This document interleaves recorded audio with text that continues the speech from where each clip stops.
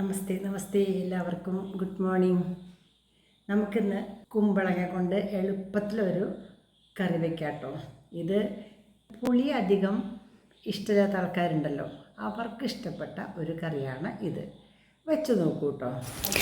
നമുക്കപ്പോൾ കുമ്പളങ്ങ എടുത്ത് നുറുക്കാം കേട്ടോ. ഇത് കഴിഞ്ഞ ദിവസം മുറിച്ചതിൽ ബാക്കിയുള്ള കുമ്പളങ്ങ കേട്ടോ. ഇഷ്ടംപോലെ ഉണ്ട്. ഒരു കഷ്ണം എന്ന് വെച്ചാൽ ഇഷ്ടം പോലെ കഷ്ണമാണ്. അപ്പോൾ ഇന്നത്തേക്ക് ആവശ്യമുള്ള കഷ്ണം നമ്മൾ നുറുക്കാൻ പോവാണ് കേട്ടോ. നന്നായിട്ട് അതിൻ്റെ ചോറും കുരുമൊക്കെ നന്നായിട്ട് കളയുക. മൂത്ത കുരുവാണേ. നന്നായിട്ട് കളഞ്ഞതിന് ശേഷം തൊലി ചെത്തിക്കളയുക. കഴിഞ്ഞ പ്രാവശ്യം മണ്ണൂത്തിൽ നിന്ന് കൊണ്ടുവന്ന കുമ്പളങ്ങയാണ് ഇനി ഇരിക്കുന്നുണ്ട് കേട്ടോ. അതേ കണ്ടില്ലേ, തൊലി ചെത്തിക്കഴിഞ്ഞു. ഇനി ഇതിനെ നുറുക്കാം. നമുക്ക് കനം കുറച്ചിട്ടാണ് ഇത് നുറുക്കേണ്ടത് കേട്ടോ. വലിപ്പം കൂടുതലുള്ള കാരണം ഞാൻ ഒന്നും കൂടി 4 ആക്കിയിട്ട് ചെറുതാക്കി, എന്നിട്ട് കനം കുറച്ച് നുറുക്കുക. നമ്മൾ ഓലനൊക്കെ നുറുക്കില്ലേ, അതേപോലെ കനം കുറച്ച് ഇങ്ങനെ നുറുക്കുക.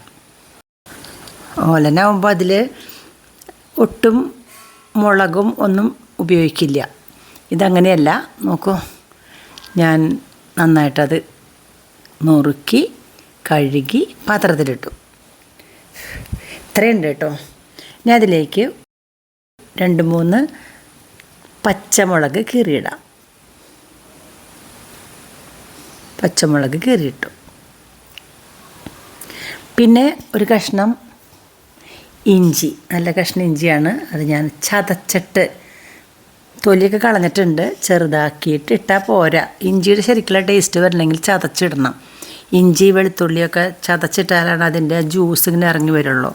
നന്നായിട്ടിങ്ങനെ ചതച്ച്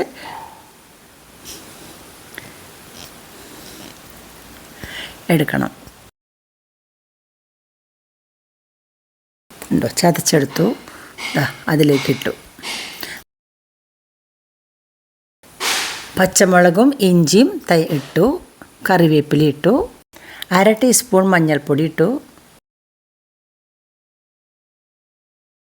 1 ടീസ്പൂൺ മുളക് പൊടി ഇട്ടു.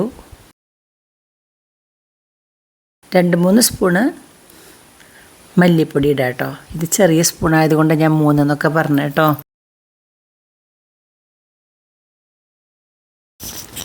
ഉപ്പ് ഇട്ടു, ആവശ്യത്തിന് കല്ലുപ്പ്. കുറച്ച് വെള്ളം ഒഴിക്കാം. വയ്ക്കാൻ പോവാണ്. 2 വിസിൽ വേണം. അടുപ്പത്ത് വെച്ചപ്പോൾ ഓർമ്മ വന്ന് ഞാൻ സവാള ഇടാം. ഉള്ളി ഇടാൻ മറന്നു. ഉള്ളി അല്ലെങ്കിൽ സവാള. ഉള്ളി 2-3-4 കഷ്ണങ്ങളാക്കി ഇടുക. അതല്ലെങ്കിൽ സവാള നന്നായിട്ട് ചെറുതാക്കി ഇട്ടിട്ട് തിരുമ്പി ഒന്നും ഇടുക. അതും കൂടി വന്നാലേ സ്വാദ് വരുള്ളൂ കേട്ടോ. അപ്പോൾ ഇഞ്ചി വേണം, ഉള്ളി വേണം, പച്ചമുളക് വേണം, കറിവേപ്പില വേണം, മല്ലിപ്പൊടി, മഞ്ഞൾപ്പൊടി, മുളക് പൊടി, ഇതെല്ലാം കൂടി അടുപ്പത്ത് വെച്ചു. അത് വിസിൽ വരുമ്പോഴേക്കും നമുക്ക് നാളികേരം ഒന്ന് അരച്ചെടുക്കാം. നാളികേരത്തിലൊന്നും ചേർക്കണ്ട കേട്ടോ, വെറുതെ അരച്ചാൽ മതി. നന്നായിട്ട് അരയണം. അപ്പോൾ നാളികേരം മിക്സിയിലിട്ടു. 1 മുറി നാളികേരം ഉണ്ട്, അത് മിക്സിയിലിട്ടു അരച്ചെടുക്കാം.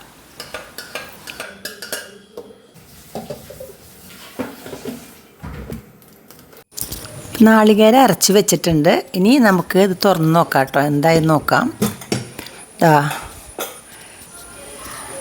ഒന്ന് ഇളക്കാം കേട്ടോ. ഇതിലേക്ക് അരച്ച് വെച്ചേക്കുന്ന നാളികേരം അതിലേക്ക് ഒഴിക്കാം. ഇതാ കണ്ടോ, അരഞ്ഞിട്ടുണ്ട്. ഒന്ന് ഇളക്കാം കേട്ടോ. ഇളക്കി വെന്തിട്ടൊക്കെ ഉണ്ട്. കഷ്ണം ഒന്ന് പതുക്കനെ കുത്തി ഒന്ന് ഉടയ്ക്കാം കേട്ടോ.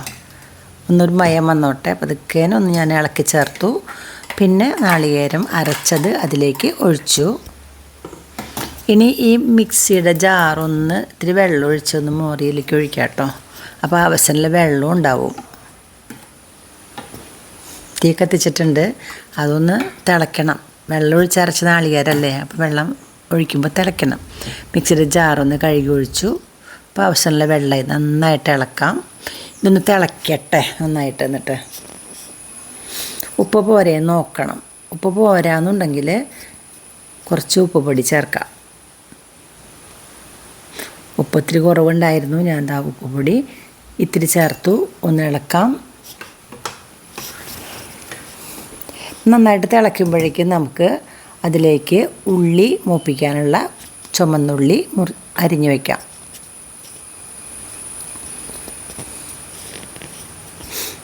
ഇതാ കണ്ടോ, അത് തിളയ്ക്കുന്നുണ്ട്. സൈഡ് ഭാഗം തിളച്ച് തുടങ്ങി.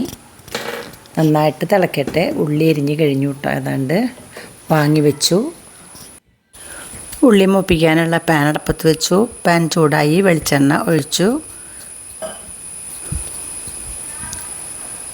വെളിച്ചെണ്ണ ചൂടായിട്ടുണ്ട്. ഉള്ളി അതിലേക്കിട്ടു. നന്നായിട്ടൊന്ന് ഇളക്കാം. അതൊന്ന് മൂക്കണം. നല്ല ഗോൾഡൻ ബ്രൗൺ കളറാകുന്നത് വരേക്ക് ഇളക്കണം. അതിനോടൊപ്പം തന്നെ ഇത്തിരി കറിവേപ്പിലയും കൂടി ഇടാം കേട്ടോ.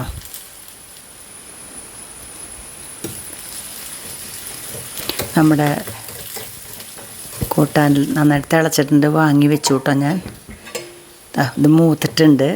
അപ്പോൾ അതിലൊരിത്തിരി ഒരു 1/4 ടീസ്പൂൺ മുളക് പൊടി ഇടുക.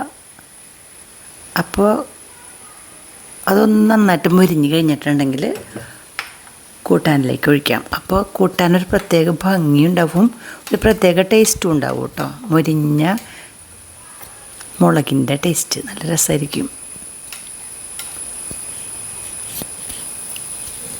അപ്പോൾ ഉള്ളി മുപ്പിച്ചത് ഒഴിച്ചു. ഗാർണിഷ്ഡ്. അടച്ചു വയ്ക്കാം കേട്ടോ. ഒന്ന് എപ്പോഴും നമ്മൾ ഇങ്ങനെ കറികൾ ഗാർണിഷ് ചെയ്ത് കഴിഞ്ഞാൽ അപ്പം തന്നെ അടച്ചു വയ്ക്കണം എന്നാണ് പറയുക. അതൊരു 10 മിനിറ്റൊക്കെ കഴിഞ്ഞിട്ട് തുറന്നാൽ മതി. തുറന്ന് കഴിയുമ്പോൾ അതിലേക്ക് എല്ലായിടത്തും അതിൻ്റെ രസമായിട്ടുണ്ടായിരിക്കും. തുറന്നു വിട്ടു ഞാൻ കുറച്ച് കഴിഞ്ഞപ്പോൾ ഇളക്കി. ഇപ്പം നമ്മുടെ കൂട്ടാൻ റെഡി. ഇനി ഉച്ചയ്ക്ക് ഊണ് കഴിക്കുമ്പോൾ എടുക്കാം കേട്ടോ. നല്ല സ്വാദാണ് ഉണ്ടാക്കി കൂട്ടോ.